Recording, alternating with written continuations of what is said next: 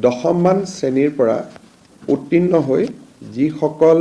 ছোৱালী বা ছাত্ৰীয়ে একাদশ মান শ্ৰেণীত নামভৰ্তি কৰিব তেওঁলোকে গৰম বন্ধৰ 2টা মাহ বাদ দি প্ৰত্যেক মাহত তেওঁলোকৰ উচ্চতৰ মাধ্যমিক শিক্ষা শেষ নোহোৱা পৰ্যন্ত প্ৰত্যেক মাহত 1000কৈ টকা চৰকাৰৰ পৰা লাভ কৰিব। অৰ্থাৎ হায়াৰ ছেকেণ্ডাৰী ফাৰ্ষ্ট ইয়াৰত এইবাৰ যিসকল ছোৱালীয়ে নামভৰ্তি কৰিছে তেওঁলোকে হায়াৰ ছেকেণ্ডাৰী পৰীক্ষা বা পাঠ্যক্ৰম সম্পূৰ্ণ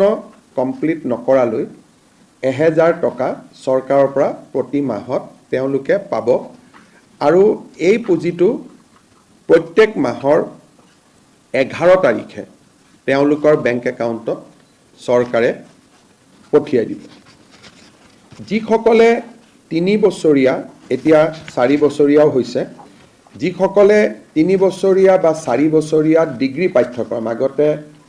গ্ৰেজুৱেশ্যনটো 3 ইয়াৰ গ্ৰেজুৱেশ্যন আছিল আজিকালি গ্ৰেজুৱেশ্যনটো 4 ইয়াৰো বিভিন্ন ইউনিভাৰ্চিটিয়ে কৰিছে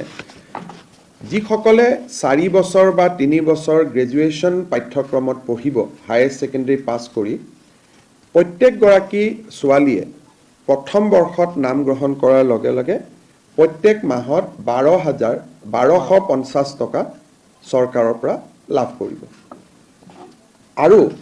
যিসকলে ডিগ্ৰী পাছ কৰি এইবাৰ পোষ্ট গ্ৰেজুৱেটত নাম লগাব পোষ্ট গ্ৰেজুৱেট বুলি কওঁতে আমি বিএডক ইয়াত ধৰি লৈছোঁ পোষ্ট গ্ৰেজুৱেট কাম বিএডত নামভৰ্তি কৰিব তেওঁলোকে প্ৰত্যেক মাহত চৰকাৰৰ পৰা 2500 টকা কৰি লাভ কৰিব 2500 টকা যোৱাবাৰ স্কুটি দিওঁতে আমি এটা কথা ঘোষণা কৰিছিলোঁ যে অহাবাৰৰ পৰা 75% পোৱা ছোৱালীহে স্কুটি পাব কিন্তু এডুকেশ্যন ডিপাৰ্টমেণ্টে অধিসূচনাখন নোলোৱাৰ কাৰণে এইবাৰ আমি 60% পোৱা ছোৱালীকো আমি স্কুটি দিম অহাবাৰৰ পৰা নিদিওঁ